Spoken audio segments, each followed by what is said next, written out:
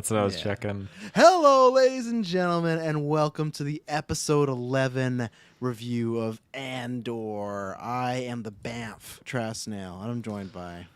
I'm the only survivor, Kirklin Patzer. I'm Ricky-less. I'm the Rest-a-Cruiser Taylor Field. There you go. The Lime Rickies. Wait, do you have a save on in Walmart or what the fuck? Do you have a save on in my Walmart? No, I do have a save on. Yeah, You're there. It's kind of out of the way. It's like on the other side of the west side. I'm in the middle. I'm close. Just go buy a couple cases, like we did. Buy 12. Yeah. You get that mix and pack and whatever. I'll have to. I've had a rough, stressful week of school. I feel like this weekend, Warzone 2, dropping with the boys, and then Lime Rickies. Been listening to Creed and Hinder too, getting all pumped up for that. Well, ladies and gentlemen, you won't be there for any of that. But what are you here for is the Andor reviews. This is the penultimate episode because next week is the finale. Taylor, where can they find all that good jazz? Because we got Andor, you got Chucky going on, multiple newscasts are back. Dylan just dropped a God of War review. Game Awards come up, nice little busy. And there's lots of going to be mini movie reviews coming up too. So, and Travis told you's back. Where can you find that all? Ladies and gentlemen, you can find that with your internet connection in the search bar. GeekVerse.ca is our home base. GeekVerseCast is our Twitter, and GeekVerse is our Facebook. Yeah, everything you need to know is down below. Yeah, the one time the links are already out, but everything you need to know is down below. Video, audio, where you can find our Manscaped code. We'll tell you more about that later. What else? You got the Patreon where you get ad-free exclusive early episodes. You'll get in Prince of Persia in the next 48 hours. So that's reason to subscribe. But you can vote on our Christmas poll. You'll get a bunch of other retrospectives early, exclusive episodes. Soon we'll be doing an originals. I think in the next couple weeks. This Saturday is going to be after 9. It's going to be a morning edition at 10 a.m. PST. You can after a couple minutes, if your face too hard, call in. We're gonna chat. We got some things we're gonna talk. I got some big Santa Claus questions. I definitely got some questions for Kirklin Patzer after some revelations this week that we talked about in the newscast, stuff like that. So we're all a little bewildered here, but you can go do that. Big shout out to April Braden. April Braden. That's the second time. That's twice. 2 for 2. Aaron Braden, April Darkness, Smalley Biggs, and Josh Wright for being Patreon producers. And you can go and join that tier. That's the highest one because you can vote. This week you'll be voting between Gremlins and The Night Before, which is going to be what's going to be our Christmas retrospective. I know which one I want. I'm not going to say it on air because I don't want to throw. I feel like I know which one's going to win, and it's going to be such a biased vote too. I know which one's going to win. I feel like that's not the one I want, but the good thing is I like both movies, so it's not. We're not in a situation where it was maybe like our video game one, where maybe I had to watch a lesser version of a movie. At least both movies, Night Before and Gremlins, are great for different reasons. But yeah, Kirklin Patzer, you're not going to go first because Taylor, you weren't here last week.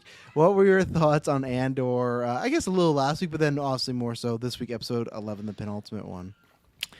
Yeah, a little bit of my thoughts on last week. It was a fantastic episode. I was just all up in that prison break. It was so good. It was so powerful, so moving, and just the cinematography and just the way they shot with specific scenes was just magic, absolute magic. This show continues to just skyrocket to the top.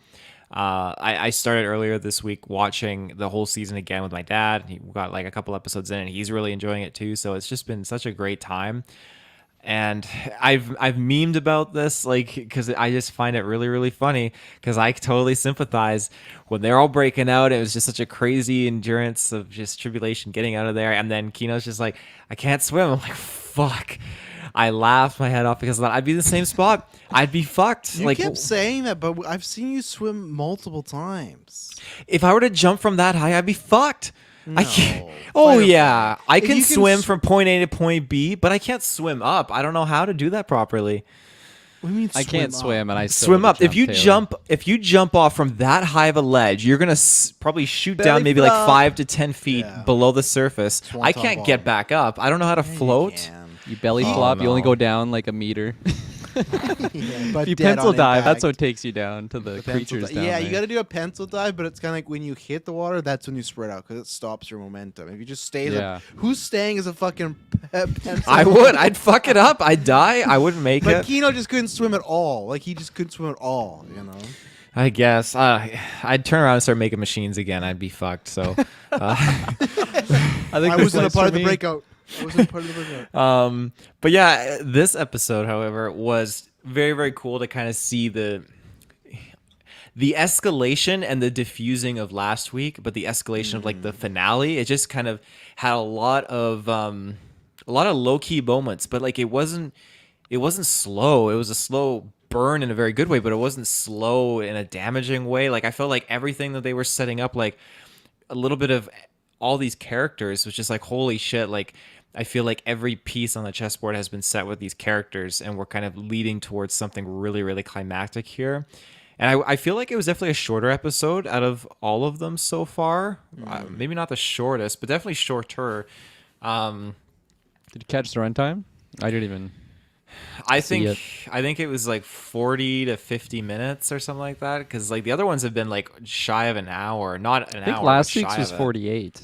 Was it really? Is that including credits? maybe 48 like before credits. I don't know. I can't really remember. I'm I just impressed you didn't guys catch are trying to remember because I got no fucking idea. I know these things, man, for the listeners. But yeah, other than that, like there was just some fantastic stuff in this episode, and the way this episode was kind of like closing it off, hence my nickname there. We'll get to talk about that. Like, holy shit, I got a little bit of something that I was like, oh my god, this is great. Oh, this is fucking great. I was up late last night when the too. specific Holy explosion shit, happened. That was Taylor exploding in his pants. Oh, Luther! Madison's just like, look at that. Why is he just yelling Luthen at 2 a.m. and why is the floor sticky? Anyways, Kirklin Patzer, what did you think of this week's episode? I mean, yeah, I'm just continuing to be impressed by this show. I'm loving it so much. I'm grinning ear to ear. I feel like there's a couple of moments in this episode I was like, I don't know, I pulled up the phone and I just like was Googling something, and then I had to like drop the phone because I was just so engaged with the TV show. It was so intense with what was going on, and like visually CGI looks so damn good. This is probably the best looking Star Wars show that they've done on Disney Plus. Oh, and yeah. Best Disney Plus show looking wise. Yeah, even Marvel. I think it's the best yeah. looking in that they've ever done. Movie. I watched the Santa Claus series, which Taylor, you're gonna fucking love. In episode 2, there's like two just two things they like do that you would like as far as fandoms. But even that show, I'm looking like, oof, we got some like stop showing Tim Allen in the sleigh. You know, it's not looking good. It's not, you know. Yeah, so like I feel like something with CGI too that I'm always like bracing myself for is like a daytime sequence. I'm not gonna get into the specifics of the scene, but in this one, it looks like it's real life. Like I couldn't believe how good it looked. A lot of emotion too in this episode. I felt like there was multiple times I kind of caught myself not tearing up, but just like getting choked up a little, feeling a little something in the back of the throat as we do as humans, as emotional humans. So I love the show. I don't know where it lies like specifically with like ranking of the episodes. It's probably not my favorite just because there's some, we've had like 2 basically Mission Impossible movie type episodes with like a prison break and a heist going on. So I just think all in all though, like the episodes are just mushing together into a fantastic like just viewing experience. And I can't, next week it's all said and done. I'm pretty sad about that. But I am excited to be able to just rewatch it, and then I'm totally gonna just lead up to Rogue One. I'm excited for that. Taylor, what's going on? I sent something. I'm sorry, folks. I'm sorry. I was talking at work. Anyways, this reminds me a lot of the formula of Game of Thrones, but it's weird because we talked about this House of Dragon. That was different. But Game of Thrones was before like the last 2 seasons. Always the penultimate episode, big shit happened, and the finale was the cool down. That's what this felt like. Where last week felt like the Game of Thrones finale, where huge episode stakes, breakout, Andy Serkis, did he die, did he not? All these things, plot lines evolving, revolving, any type of evolving you want to talk about, they're doing it, right? They're doing it. They're going. But like this week was the complete to me cool down, where it felt very much like Game of Thrones finale, where it is, okay, we're cooling down from what happened last week, and then we're setting up a lot of stuff for next season. With each character, it felt like, oh, this is where this character's going, this is where this character's going. But that's what's interesting is like, because also you're not in Game of Thrones, next week we have a finale, and there's a few spots in here where I thought we could have ended. It's like, oh, this is it for the season. So I'm really curious. The good thing is we know we have a season 2, so it's not like a most of the time Marvel, and even Star Wars has had this where I feel like Star Wars less so, but Marvel especially of the Disney Plus finales. We talk about so much, like it's like a curse where they just fucking cram so much stuff in that 22 to 40 minutes. You're like, this doesn't feel justified at all. I think Obi-Wan was kind of like that. So the good thing is they can leave stuff hanging because we know we got next year, whenever it's going to come out. Next year, at least it's filming, so we got at least got season 2. Yeah, there's a couple moments in here. There's one scene. There's, I guess, a couple scenes, but there's one scene in particular that a few episodes ago I said, man, I want as much as this as possible, and I got more of it, so I was really happy. Luthen just continues to be such an interesting character. He's the type of character that I wish, like, I'm the guy that hates when they do this with canon, but I hope for some reason he survives season 2 and he's around in the New Hope, Return the Jedi era, and he was just doing shit, because, like, I just want to see him doing like this type of stuff, and I love that every week it's a back and forth on, you know, is he good, is he bad, and not is he good or bad, but just like, again, how far is he gonna go? Like, you want to cheer for him, and I'm still cheering for him, but he is still has shades of he's just a shady character. I was gonna say shades of green. I don't know what the fuck that was gonna mean, but my line Ricky's in the brain. Geneva Riley again. Like, Luthen continues to be great, but, like, she's just... I saw someone tweet it, and I've said this before, all I fucking want is just a Mon Mothma show. I know that's not going to happen because no one's fucking watching Andor, and they're like, did you guys see what they're doing with the first 2 episodes? They're putting them on actual network television in the next 2 weeks, like, because I think it's just to try and get people to watch, and I think that's a big mistake, because, like, you put the first 2 and not the third, which is, like, to me, the very exciting episode that would really hook people in. It's like part of that 3 arc. So I don't think that's going to happen. But yeah, I think it was a good cooldown episode. I don't think it was like one of the best episodes, but to me, it wasn't designed to be that. I think it had some of the best moments, though. There's probably 4, and even though when I think about it, I said that after watching it, but now when I think about it, there's like 4 moments that I loved and some of the best of the series. So maybe it is higher than I'm giving it credit for. So I'm excited to talk about it. Anything else non-spoilers before we continue? I don't think so. No. So if you've not seen it, go watch it. Come back. We'll be here. So we're going to take our first ad break, and then we'll be right back. And we're back. So where do we want to start? Actually, I got a point. Nowhere. I got a point. Really? Yeah. Go ahead. So it starts with a creepy guy, and it's kind of like a misread, I guess, the situation, because I mean it was late, and I thought, okay, is this really going down? He had his mom say something because he took the call and he got the call from the sergeant, and it was super shuffly, and his mom was just being really rude to him. And so then the next scene we get of him, the mom is walking away. This fucking guy. This scene where he's just like yelling at the monitor. If you are his mom, being like, "What have I done to my son? Well, that's I'm a just failure." it. If I ever walk into the room and or Gwen, Ellie, or Logan just like, "Tell me where Andor is," and he's like shaking the fucking TV. I'd be like, fuck, I failed. Look at him. He's a fucking pathetic wimp. Well, so after that, the mom is walking away over across this like bridge crossway. Yeah, and jump. He's down below, and it's this weird scene of him like watching her. I'm like, is he gonna murder her? Is he turning like into a serial killer? But no, that's not the case. He just waited for her to sneak out so he could pull a motherfucker Jones to really fuck her over.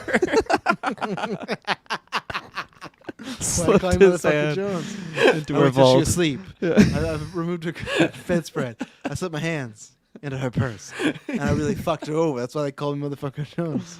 Shouldn't they call you Motherfucker Over Jones? No, just to avoid confusion. Put some confusion. Fuck, it's good. Yeah, that's where I want to start, though. What are your guys' thoughts?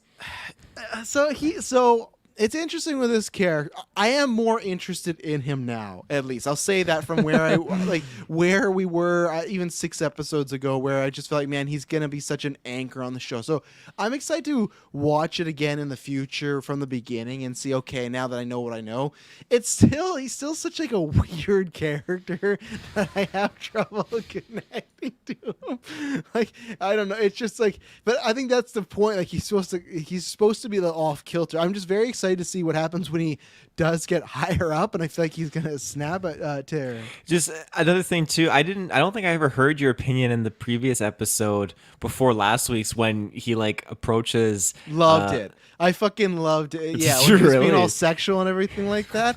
100%, because I thought that just gave him some, like, it made him pathetic, but what I liked is he just swore to her, like he's going to protect her, do everything. So it gave him some shades. I liked it. It's like, I think that, I like that they're leaning into him just being more strange and weird and stuff like that. I think that's the route to go. No redeeming qualities. Yeah, exactly. Robbing So- his mom. He's like shit talking his mom, even though his mom's taking care of him this entire Like, show. He's the type of character that I can't wait to get destroyed at some point by someone. I hope Yeah. Luthen just fucks him up. Like he just beats him with his bare feet. Or Like something Thanos like and the that. Hulk, yeah. Yeah. Let him have his fun. And Luthen's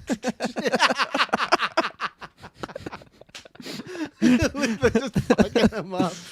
But no, so it was interesting. Again, I was kind of surprised they introduced this here. So my wonder is if they're talking about this funeral, if that is a climactic thing next week, that Andor does try to go to a funeral and this guy's here and there is some sort of, I wouldn't say showdown, because I feel like this character is going to live and do more things. I'm not sure where to take this. I was curious why it was in this episode, but I'm fascinated to see where it's going to go. If it hasn't happened already, I'm sure we're gonna be seeing somewhere on the deep web of just really like dominatrix porn between those two characters, Oh, Daedra Jesus. and what's his face. I don't even know his name. I just know him as Creepy Thin Yeah. Man. Did you catch his name in the Did you show? catch his name after 11 I don't think episodes? so. I don't really know. It's just like creepy guys just taking it We over. still don't Creepy know his guy. name. Yeah. Oh, it's man. sad. Yeah, it's interesting because I feel like I really just despise all the moments early on in the show. So it's so funny, Mr. Chuckles. You get yourself Nothing. going. This is a good Okay. cast. It's a good cast. We It's just a don't good know cast. this guy's name still, after 11 episodes. I'll have to pull it up because he's got to have a name. He's got to have a name. Fuck. doesn't. Cyril. It's just- Cyril. That's his Oh, name. what? It's a Yeah. fucking name. Oh, His name's okay. Serial. Cyril Karn. Cereal. I'm calling him Serial. Maybe it's Cyril. I don't fucking know. I just know him as Creepy Thin Man. But yeah, I mean, early on in the show, I was just like, anytime he was on screen, like it was just getting negatives on the show for me. But at least they like gave something to him now, where I like what Travis was saying. Just I don't know. He's got something that makes me a little bit interested on like how it's gonna end of his story. I thought maybe after or even before his last appearance with Daedra, when he was just exposing his love for her and just being super creepy, I was like a little bit more interested on like what's he gonna do here, but then he's just Creepy Thin Man now. What's so funny, you two? You can't even look at me. Travis is the one stirring the pot. What's he doing? I didn't hear him. Taking a drink. God. Cereal. He's rowdy. Oh, goddamn Cereal. Not a Cyril fan. Not a Cyril fan. So what do you think though happens to him next week? Like, is this just a set for next season, or what do you like? What's gonna happen? Unfortunately, I think so. I think he's gonna live on past the season. I really didn't think that. Like, Unfortunately, I think he's gonna live on. I think he is. It's a shame, He's just sapping his mom. She's like paying his meals. She's just paying for, I guess. Just a cereal. That's That's all he now. eats is that cereal. And his name is Cereal. Holy shit. No wonder he's eating that I all the didn't even time. think about that People don't connection. actually know his name. They just It's that's called the- Cereal. That's the theory. That he's Cereal guy. Yeah. Well, That she's not was gonna pay his for any cereal now. He took her Placeholder money. name, and they forgot to actually give him a name. So yeah, Cyril. Yeah, I wasn't expecting to see a sergeant again, so that kind of surprised me there. It was a very, very strange like Zoom call there Oh because yeah. what's going on with that sergeant guy? Is he just on that Oh, I planet think he because got he was like punished as demoted? well. So then he's like with his half a bar, he's messaging This guy's Cereal loyal. Man. Cereal And- has some blackmail. Just so on you this know, guy. I found out that Andor's mom died, and then it's just like, he might He's be like, well, there. where are you? And he's just like, the Yeah. funeral. It's just like the internet was not, the connection was not good there. No. It was Travis podcasting last year. That's what it was. Yeah, and like I it didn't make sense for me like that the meeting of those two, just like why that guy's still loyal to him. Maybe he's just as pathetic as Cyril, and it was just a long sequence. I just felt like we were wasting time with Cyril, man. I thought we could have got there. I think this scene's like 5 to 7. We could have got there in 2. I really do. Like, I don't think it had to be that long. So I am curious to see what happens. I'm just curious to see what happens in general with Andor and stuff, because Andor was in here, but not like too much. But obviously his mother passed away. We got that revelation. Great scene at the end with Andor, like finding that out. Even though there was one moment where he was listening, and I'm not sure if they're trying to do it like the guy was still talking when he couldn't hear it, or he's like, "Oh, your mom died," and they showed him, and then he was just kind of staring, and then he kind of reacted like delayed. So I feel like that he thought he was instructed that, oh, like react, they're telling you over the comms, and we didn't get that in the scene. You'd have to watch it back. It's something that like I nitpicked where it's like, oh, he's reacting like he's being given this information, but he's already told it. But Diego Luna acted great. I can't remember his name as his friend there, but I like that scene too. And I feel like you're not finally, but I think you're really, really starting to see why Andor's gonna fight for the rebellion now. Like we talked about a few episodes ago, right? Everybody has their reason, and I feel like if for this reason now, it's like if he wouldn't have been locked up in this room, there's a chance that he could have still been with his mom, or at least seen her, or done something, at least even seen her one other time. So I feel like it's really starting to grate on him now, as far as it's not just one thing, it's this and this and this. And he's gonna find out, probably like he hasn't even found out about Bix being tortured and stuff like that. Like I feel like though now that ending and beautifully shot. I love like I said, I love the dialogue. Diego's just killing it, but I feel like that is the real start of okay, he's gonna want to do something that's not just a paid gig. He's gonna want to do something to really make a difference. Yeah, I'm very curious as to like how the finale is going to go, because I imagine he's going to find out about Bix next episode. I feel like they wouldn't wait till next season for that revelation. But I mean, like even just like their whole relationship just really worked for me, like between Cassian and his mother.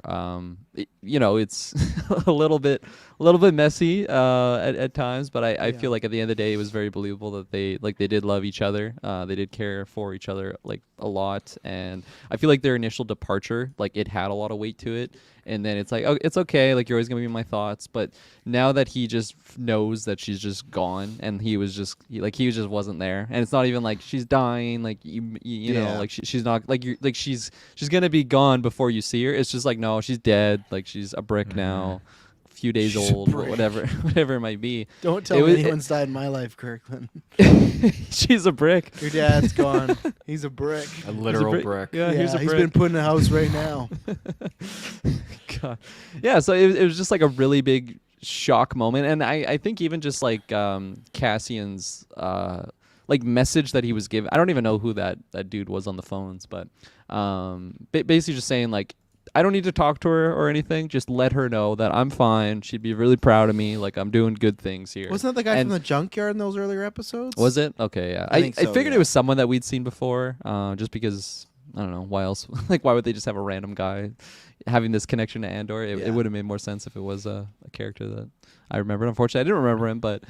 No. But yeah, just I feel like even just in that line too, like it's starting to be like my mom's gonna be proud of me because I'm starting to kind of believe in something of the rebellion. It's not just like my survival or whatnot. So it was just a really emotional scene, and then you have the droid just adding on, like tugging at your heartstrings. There's just so many factors that really made this like a heavy emotional episode, and huge credit to them because it was working. They were tugging at my heartstrings.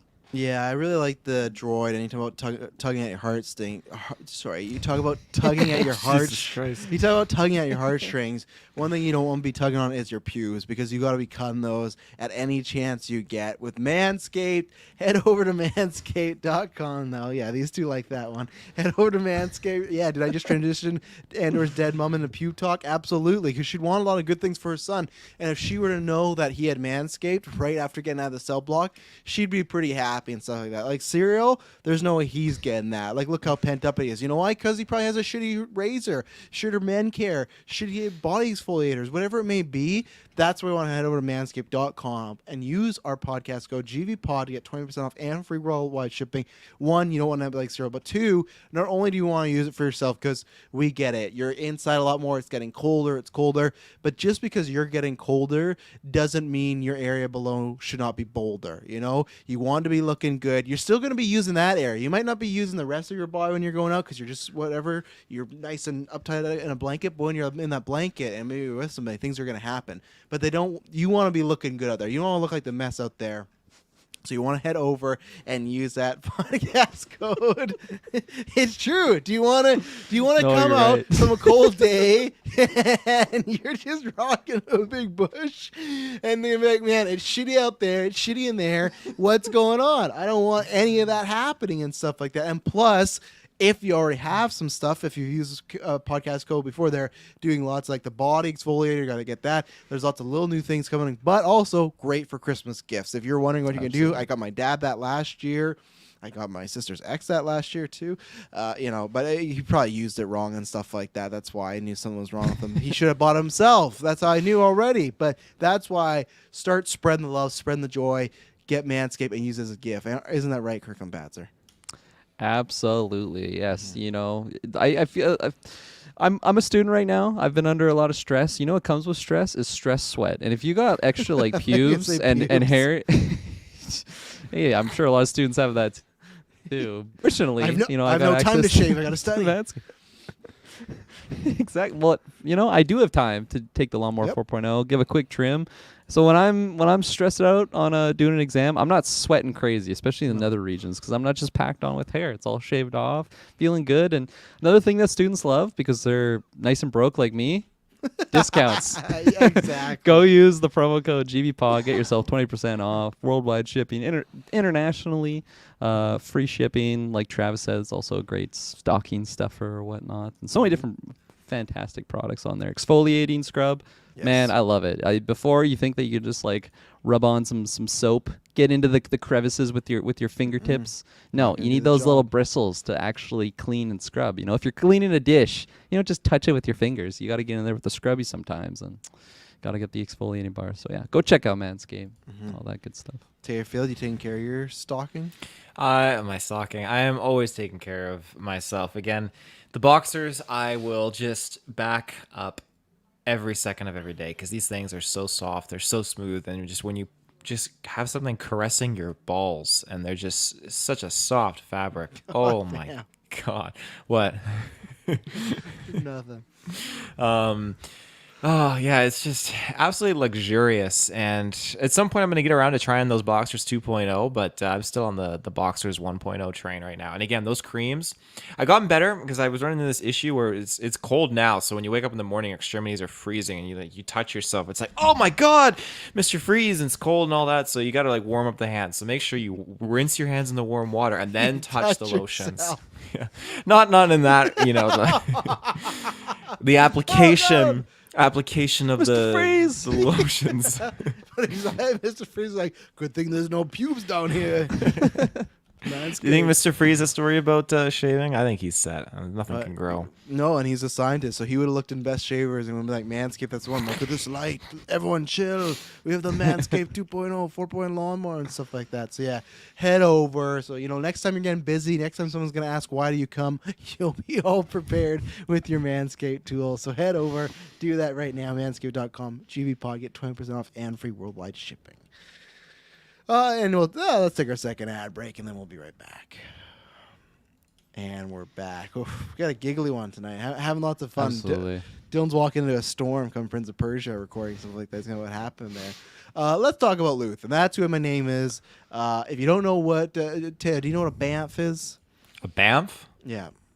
I know it's a place in Canada. Okay, no. Kirkland, do you know what a Banff is? Of course I do. It's a badass motherfucker. And Come that's on, what fellow Dane Luthen. Cook listener. Yeah. Oh, I thought you were saying Banff. I didn't know it was Banff. No, look at my name Look at right his there. name. Look at He's my got name subtitles right for you, Taylor. I saw two N's in there. Stop looking at Twitter washroom memes and stuff like that. Get out of there. I'm not going back in there. I'm not opening that. That's for sure. You won't recover between casts. Anyway, so yeah, what a little journey we went on. We only got a few scenes of him in this episode, but man, I love Luth in the political side. But we got to see This man is prepared for fucking everything. He's making his trek. He's talked to what I said in the non-spoilers. I said I hope we get as many scenes of him and Saw Gerrera as possible. We got another one. It's like I won't say as good as the last one because that was a bit more longer, but still great. I love the back and forth. I love the ideology talk. I love that he is trying to get him on board with this plan of sacrificing all these people, but he saw the way. He's like, no pun intended, but he just like, there were some arguments, but that's Guerrero where it's just like, yeah, he has that type of mindset too. Well, if it's just 30 to 50, well, it's for the greater good, right? And they found a meeting point. I loved when he just fucking threw Tubes under the bus, and Tubes like, what? I'm not talking to him.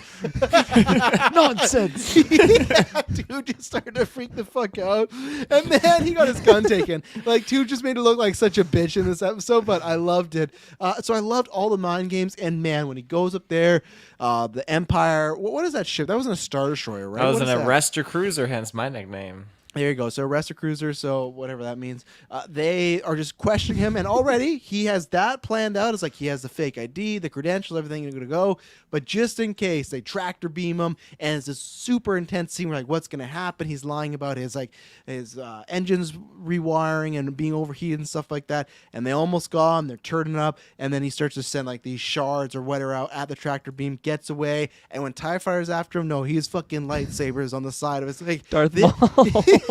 yeah, this is Darth Maul. Actually, that's who it is. But this is like he's the Batman of the Star Wars universe. He thought of everything, and that also made me interested more of like how is he gonna get taken down? Because I am assuming he dies before Rogue One, so it's like how does he actually eventually meet his end? So all the Luthen content we got here, home run, top tier, pitch perfect, like loved it. And like I said, I want this character to be around forever. I know it's not going to happen, but I'm so interested because now it's like not only is he mentally capable of outsmarting these people, it's not physically like he didn't beat them in a fight, but it's not like he's this guy where okay, you could just catch him and it's over. It's like no, he's thought of everything. So he's gonna be the one that beats the shit out of Cyril. That's what I said. You remember we said that Thanos and Hulk. Yeah, man. I was just blown away with every little MacGyver trick that he was pulling out of his sleeve. It was just like getting crazier and crazier, and just topped off by the lightsaber ship.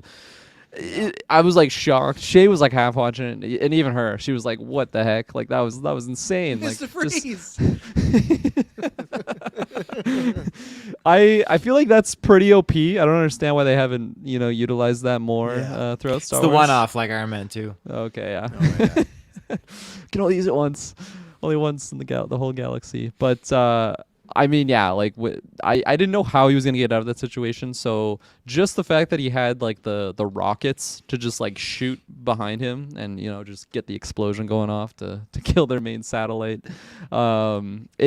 It just kept getting crazier and crazier, and just the way that he was working with his droid to just get these like fake Alderaan codes. I think that was the ones that he got.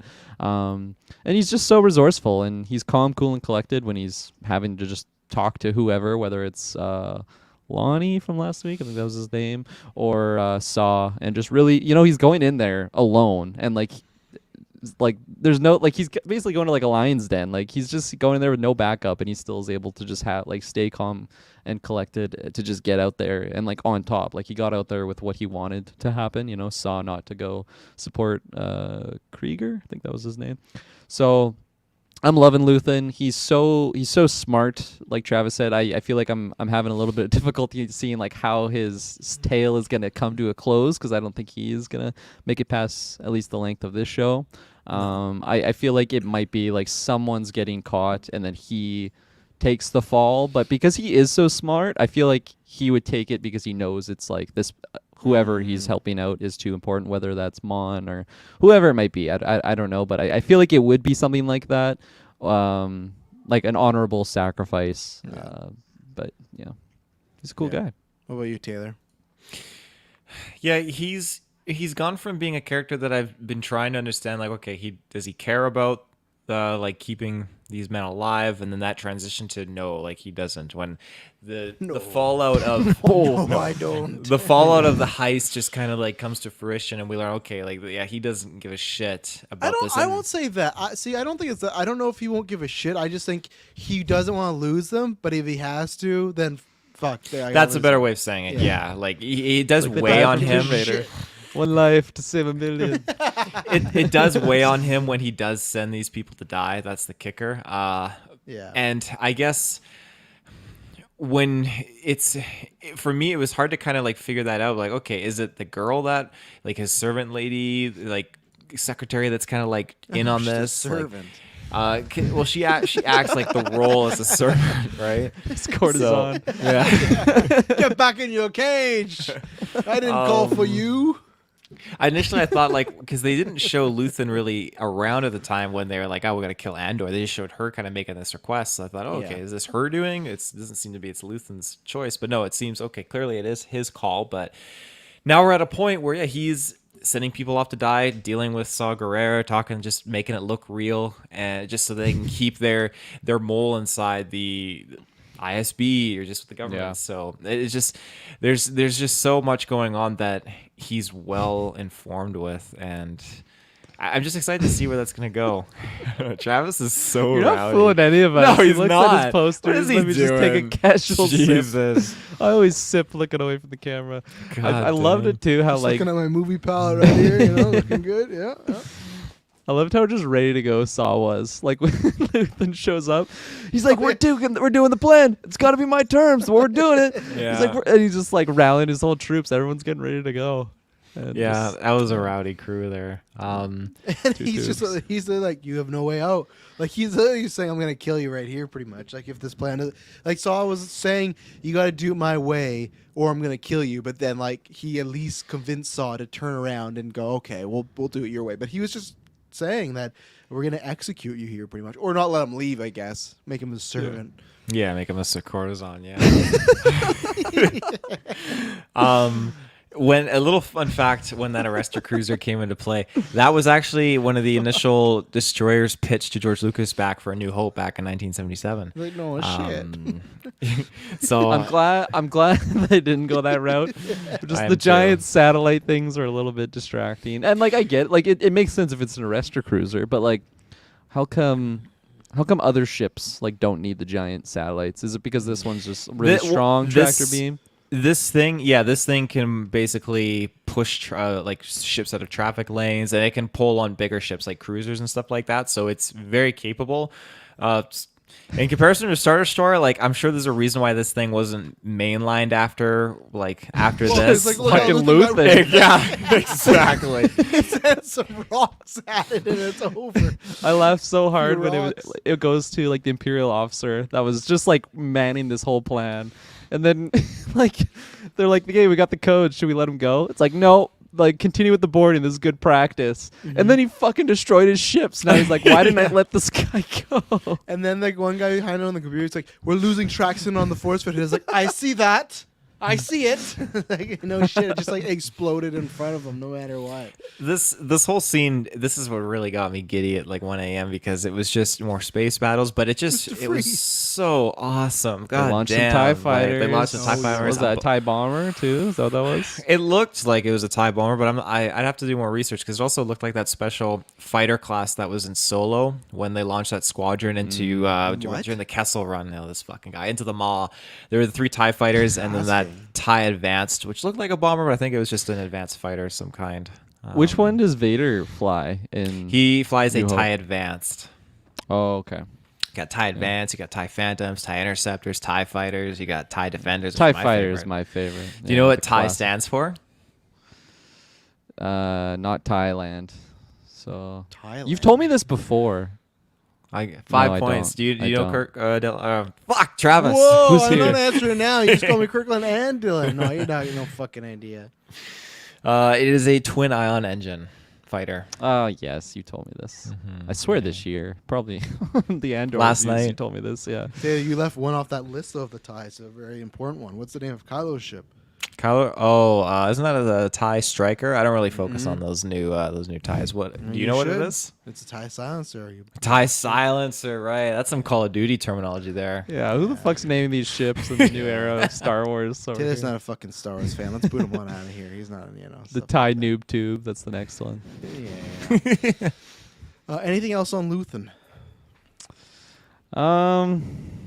I don't think so. I really like that sequence of him like right before the actual tractor ship arrestor cruiser shows up. Like he's dialoguing with his servant. I wasn't gonna say it.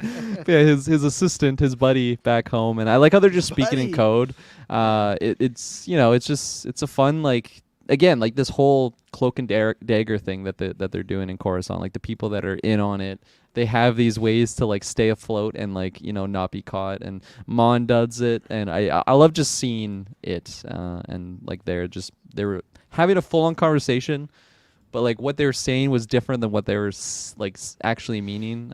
But you mean they weren't really knew what talking they were about buying that prize piece? yeah, I was like, why the fuck are they talking about this? This is a rebellion going on. Come on, team. It's like, looks good. Make sure you add it to my marketplace. They got fucking Cereal's buddy on the tap or whatever, Sergeant, whatever his name was. That's how he's getting all this information. Because like, how the fuck did he find out about the funeral? He's like, I'm in a furnace right now. You hear that? Yeah. Yeah, there's a funeral back there too. No idea. I don't think they'll ever explain how he knew, but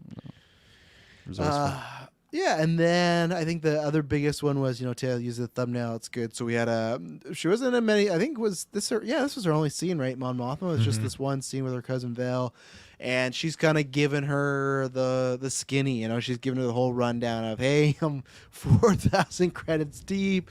They're about to find out when soon. And then they're talking about, does Luthen know? And she's like, no. Well, he might know. Like, and that's where, again, I love this. I want to know more of the relationship between Mon Mothma and Luthen, because I feel like it's a way where Mon is implying that Luthen would say, no, I don't know. Like, I don't know what she's doing, but he does actually know. Like, even to her face, he'd be like, oh, I don't know what you're doing, but he has his people and he knows, like, what she's doing. So I like that. And I think it's a red herring because she asks, the cousin goes, hey, how are you going to get out of it? She's like, well, I do have one way. And then it goes silent. The daughter walks in. She's just staring at her with tears in her eye.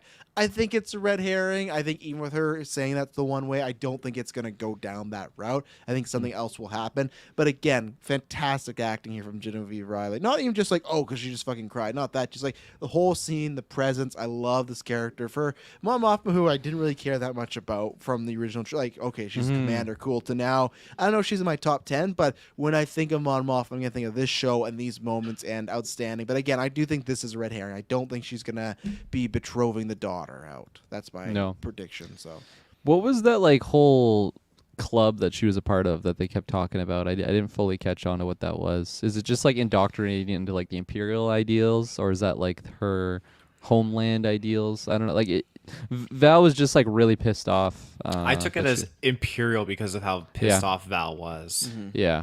Yeah. Okay. And like that's an interesting dynamic, right? Of like raising your child, even though like you're doing the rebellion, you're keeping that away from your air quotes husband. There's no love there, but and like basically her whole family, and then like the daughter coming up. That's just, again, like if I was going to school in like Coruscant in the Imperial reign, like I probably would have just like been grown up in it. Like you don't know anything else, right? Especially if you're doing that every day and like all of your friends are in it too. It's just a cool dynamic that they're introducing, and just making the daughter a little bit more interesting, because now it's like before it's like I'm never thinking of what the daughter is like doing behind the scenes with like just the Coruscant and like what her friends are doing, and now it's like, oh, maybe she's gonna rise up and like be someone that's gonna be hunting down the rebellion in the year. So that's interesting. Becomes a fucking Imperial officer. I was gonna say, or she's like, I'll marry that fucking criminal so I can take his money too.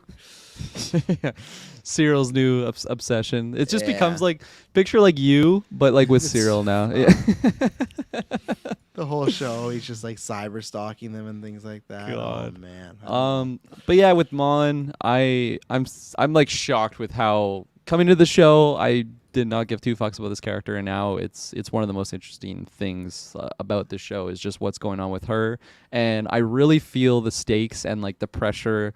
And just like how unsafe she really is, like where she is, but like what's she gonna do? Like she's not in a position like Cassian that you can just bounce and like go disappear. Like she has a family, and even if she doesn't love her husband, even if she doesn't love her husband, like leaving her daughter, like that's a lot of weight. So and like you said, all the political ties and everything like that, and I feel like even if let's say her daughter was like, fuck it, I'm with the dad, I'm with the Empire, all this stuff. Like Mon Mothma's not like Andor, who's just like somebody in the world. She's like a political figure that Yeah. lots of people would know. Like she can't just jump and go, and stuff Yeah. like that. Which I feel like, And I guess will happen at some point because she does join the rebellion. I imagine she gets off the radar, but I imagine it takes lots of planning and lots of contingency plans, not just okay, I'm gonna pack a bag and see ya. exactly. Shay and I finished Breaking Bad last week, and she can't just pay a fee and Yeah. disappear forever. You know. Yeah, George's vacuum cellar, whatever it is. Yeah. Yeah, exactly. So yeah, like character wise, like that's interesting enough, and then like you said, like Genevieve, just her performance on the character is just enough to just totally just it just sucks me into the show of like I can't look away. Like I'm reading her body language because I feel like she's such a phenomenal actress. She's able to just tell so much without actually saying like a full on monologue of how she's feeling. Like she just really exudes that in her, whether she's pissed off, whether she's fighting back tears, which she's done, I feel like in the last 2 episodes, and she's just she's phenomenal. So I'm very interested in this character and just what's going on with her because she, like it's like scary thinking about her situation, even though she's like she lives in a mansion, like she's clearly not in like poverty or like some other Mansion, but it's a prison at the same time. yeah, ooh, spooky. Oh. She's got access to Manscaped or whatever Exactly. the Yeah. equivalent At is. least that's going on there. So, what about you, Taylor? On this episode? Yeah, I think again, Genevieve is just fantastic in this whole show. No, her name is not Nails on a Genevieve. chalk bar. That's Yeah.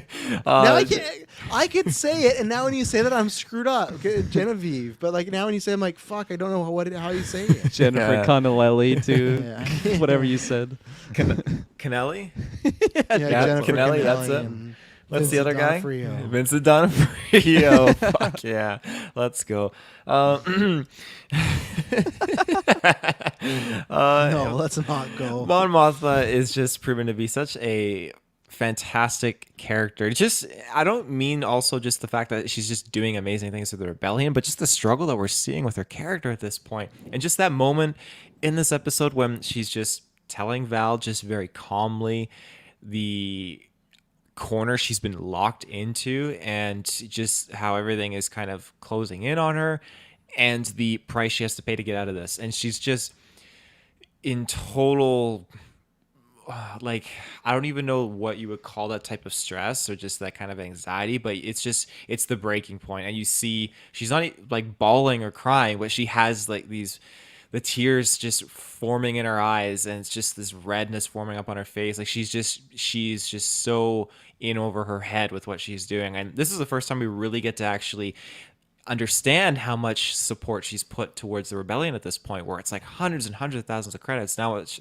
it's set up to be, I think 400,000 is unaccounted for because she had everything else squared away, but this is the last bit that I guess was not. And it's nuts. Like, I just listen to this scene, like that score is like nowhere to be found, music is turned off, and it's just like, holy shit. Like, it's just this moment of dialogue, and she delivered. She really, really did. So I'm very curious to see how we're gonna turn this around, and if we're gonna get to the point here where like, hey, this time has come, like Mothma, we're just gonna smuggle you out of Coruscant now, and we're just gonna set you up on Yavin 4, like get you out of here because the Empire is coming for you no matter what. So it'll be interesting to see what happens. I think that when she does make that jump and she does go to Yavin 4 and like Rogue One and stuff, that at that point is her totally like, I'm out of the Imperial Senate, I'm no longer a part of it, I'm no longer hiding out in the open now, like I'm with my people here and we're doing things behind the scenes. So I think that could be either alluded to in the next episode, or they might save that for season 2. But I think that's where we're going to be getting to with her character. Yeah, I think it'll be like alluded to in season 2 or happen in the back half. Maybe I don't think that's the full season, but I am interested of like what happens with her husband. And I am more interested in where does her daughter go. Like, is her daughter at this rebellion, or does she stay with her dad as a choice of hers? Does Mon make her stay with her dad to be more safe because technically she'd be protected? I don't know. That's where it's going to be interesting to see what happens. I could see the daughter choosing to stay or something like that. I can't see the mom willingly saying stay with the Empire because we're going to fucking burn all the Imperial planets and stuff. So. But at least right there, it could be like you can stay there until there's a big plan, and then we're going to come get you where it's safe for the rebellion. You could be blown away at any second if someone someone gets your location, there could be a fucking Darth Vader coming out with the red lightsaber chopping her kid down, right? Trapped in a Rogue One hallway scene. Right? This kid can't get out. Her daughter was there probably, and that scene we're gonna find out. We're gonna transition into it. Like, no, Iceman. That's how the show ends. Holy fuck. Yeah, Vader chopping down John Viev's daughter, or whatever. Yeah. Anything else on this episode? We cover Mom, we cover Andor. We quickly touched upon it, but just bringing it back because it deserves more light. Is the B2 emo? I think that's the droids. Just the moment. B2 emo. Do we know like what that gentleman's relationship was to Andor? Like the one that was staying with B2 at the end. I think just a really good family friend. Just a really good family friend. Because I wasn't sure if we were like really getting good family friend, not a friend, a family friend. Because in the first or second episode, whatever it was, it seemed like it was almost like a father figure to Andor or something. So I was curious if it was like his dad or uncle or something. I feel like they haven't said specifically, but just all the moments of like when the mom was dying and just like. Again, droids. I just, I'm a dog owner. I just see like a dog in like the little like B2, and it's just like him losing like his master essentially, and just an empty house and just like a droid that sits there. It's just like, oh, this thing is like it's a robot, and still it's tugging at my heartstrings. So that was just a touching moment, I think. And before I even saw the episode, I saw Fanboy Clay like tweet something. It was like comparison to Wally, I think, in B2. I'm like, this droid's gonna fucking make me cry or something. So we'll see what happens here. And not quite, but it was borderline for sure. Yeah. One more thing too. I thought it was very interesting. I'm glad that the stuff was still there, but I thought it was very interesting how Andor snuck into these guys' hotel room. It's like, just we didn't even talk about those guys. What's going on there? They captured him with cum shots. Did you see that? His little net. Oh, that too. Oh, I was like, that is the grossest net I've ever seen. It was really fucking gross, but they helped him. And like, why? They're like, we will clothe you, and then like it's shot to them like in the hotel, and he's got like a gun and a shit ton of money in the box, and I'm like, did I miss a scene? What happened? Well, the gun here? in the box, that was when he left it there from the previous episode, right? So he went back to that hotel room scene to get it because he hid it in the room. So he snuck in there. Why he opened it in the room, I don't fucking know why. He should have grabbed the box and left. And opened it. Okay. Maybe the box had a tracer that like you can't leave the apartment. Like maybe that was like how peanuts are if you move the peanuts and stuff like that. But you know what? Yeah, like in Vegas or high expensive like hotels, you'll have a room and there's food there. But if you like take the food, you'll get charged for it because they know you ate it. Oh, okay, like a mini bar. Fucking whack. Yeah. So, I was even when he's sneaking out, I was like, man, it was a whole weird scenario. It's funny that like, but I guess it made sense. He was there, he hid the money, but it was a weird kind of callback to get to there. But it was the two again when it was the cum shot nets that kind of took him down. The two aliens, like the one was talking and like I was really having a hard time understanding what he was saying. It was super muffled, but then the other guy. Like, I don't know, like, I'm glad we got these two aliens because it's just different aliens in the Star Wars universe, but man, they're just super unsettling. Like, the one guy was like the long black hair. I was like, man, this looks like a horror movie Hagrid or something like that. Like, it's just super terrifying. When you were talking about not understanding one, wasn't one just talking in alien with no subtitles? One was talking in English, one was broken English essentially. It was almost like a Misa. He was Fuck, throwing I couldn't some of those understand it though. Subtitles.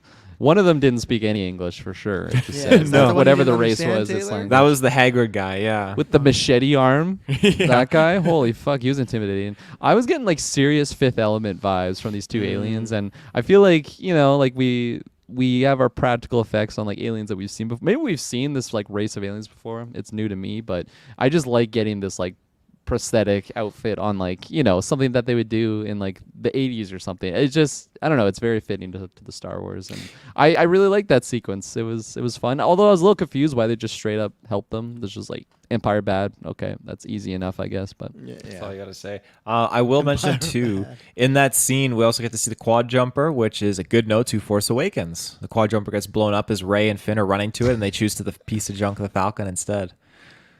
Oh, okay. It's like, that's garbage. We're going to that quad jumper, and it gets blown up. So yeah, a little Force Awakens nod there. There you go. I would have never got that one. So never would have known. Yeah. And like terrible idea. Who is his buddy? The dude from Rogue One that was with him. I think it's like Melchi. Melshi, is just like, fuck, just run it.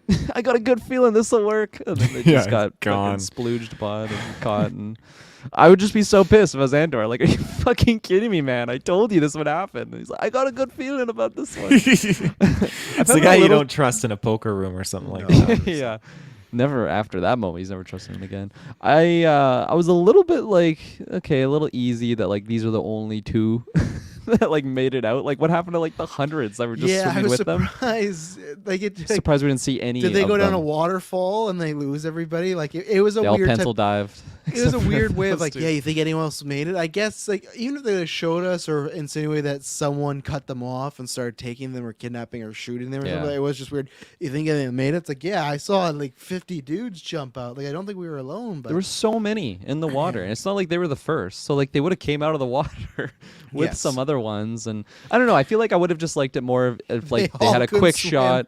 No, not like no. I would Empire PTSD specifically moments. takes people that But just can't them swim. like landing. Maybe there's a couple other ones that like just scatter, and like I even if they just showed like 4 other ones, it would have been like, okay, that makes like they just ran away. But to just not even like show any of them, it was a little bit.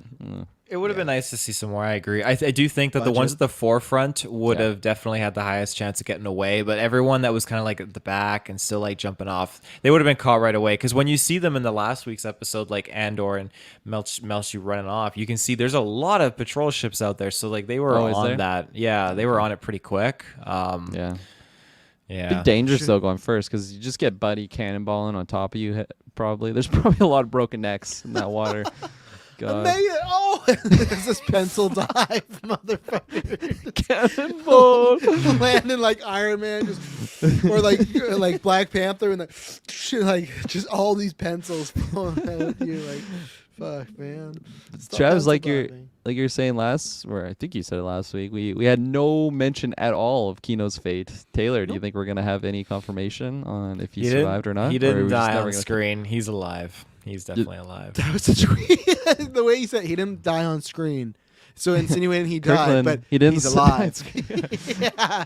My Dude. prediction, Taylor, was we'll never find out. And I think it's better that way if they always keep it open-ended. We never find out if Kino ever lived, died, whatever. I thought we were gonna get a mention. I in think this they'll episode. tie into it somehow because I mean Star Wars likes to do that. They like to pull things. I mean we got the fucking sergeant back for this Can't just let random it sit. reason, so they'll bring Kino and Kino will be in some message like, "Hey, Andor's mother died at the funeral." I broke my legs on the pencil dive. Smelter. It's a smelter bomb. I broke my legs on the pencil. He just Or- floated back to shore. And Fan then hit with theory. these cum nets. Who else has Andy Serkis played? Taylor in the Star Wars. I wasn't gonna go that route, but I mean you're right. Like, oh, this guy he didn't jump when he could have, so we're gonna take him, turn him He into like snow. washes He was up. loyal to the Empire, Yeah, he was right? He like remember in Rise of Skywalker when Rey goes to the Death Star that's in the water and stuff like that. That's how they find like he becomes Snoke. Like he just washed up with his broken legs onto that Jesus broken Christ. Death Still Star. broken legs. He's still broken legs, and Palpatine's like, yes, you want He's to like be a fucking Snoke. prune. He's all dried up when you're in water too long. We get like they do like a rendition of Gollum, but it's him turning into Snoke. Like they rip off that exact same scene from the start of Bites Return a of the King. fish. Yeah. Me wants it. But it's like he's biting like a Gungan this time and stuff like Oh, that. Jesus. Yeah. All right. Well, we did it. That's the penultimate episode of Andor. We will be back next week for the finale of season 1. And I promise you, it'll not be boring. May the Force be with you. Always.